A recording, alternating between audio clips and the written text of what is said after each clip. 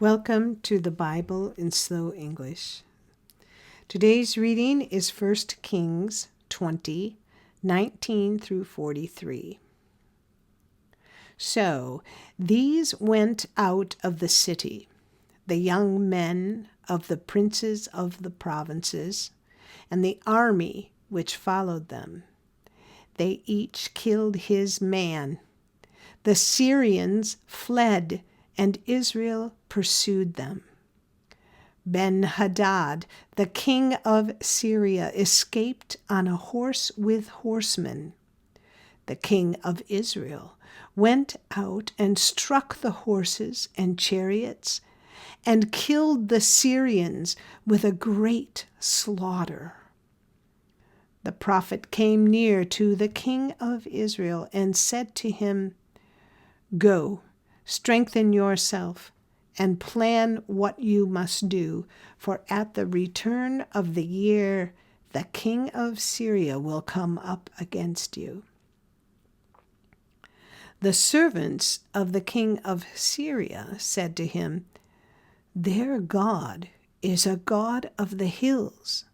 Therefore they were stronger than we. But let's fight against them in the plain, and surely we will be stronger than they. Do this thing. Take the kings away, every man out of his place, and put captains in their place.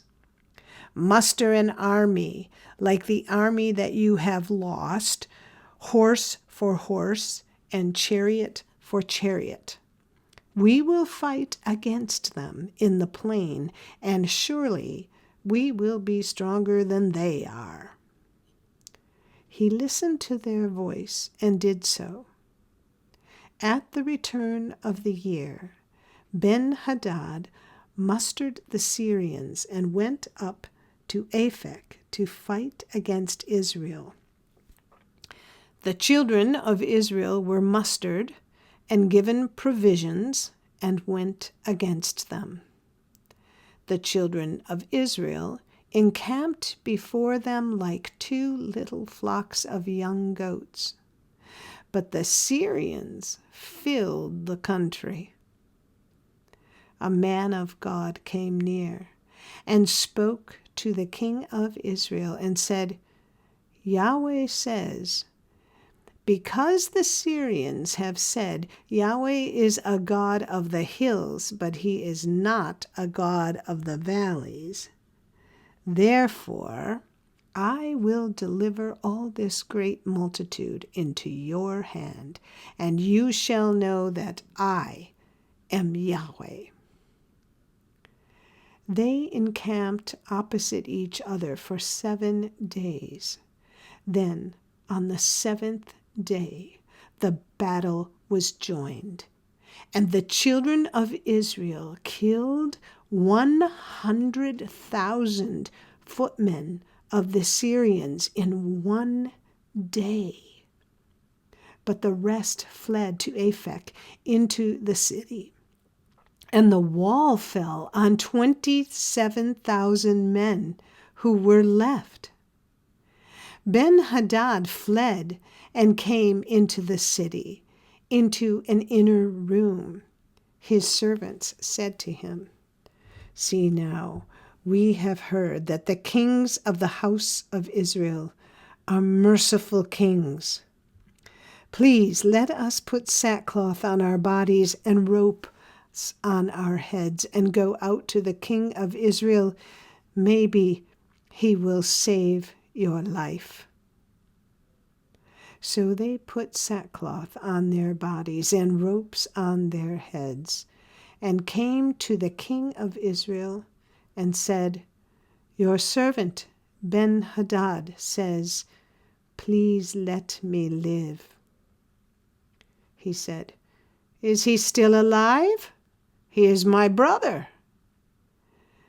Now the men observed diligently and hurried to take this phrase, and they said, "Your brother Ben-Hadad." Then he said, "Go bring him." Then Ben-Hadad came out to him, and he caused him to come up into the chariot. Ben-Hadad said to him, "The cities which my father took from your father, I will restore. You shall make streets for yourself in Damascus, as my father made in Samaria." "I," said Ahab, "will let you go with this covenant." So he made a covenant with him and let him go. A certain man of the sons of the prophets said to his fellow by Yahweh's word, "Please strike me." The man refused to strike him. Then he said to him, "Because you have not obeyed Yahweh's voice, behold, as soon as you have departed from me, a lion will kill you." As soon as he had departed from him, a lion found him and killed him. Then he found another man and said, "Please strike me." The man struck him and wounded him. So the prophet departed and waited for the king by the way, and disguised himself with his headband over his eyes. As the king passed by, he cried to the king, and he said, "Your servant went out into the middle of the battle, and behold, a man came over and brought a man to me and said, 'Guard this man. If by any means he is missing, then your life shall be for his life, or else you shall pay a talent of silver.' As your servant was busy here and there, he was gone." The king of Israel said to him, "So shall your judgment be. You yourself have decided it."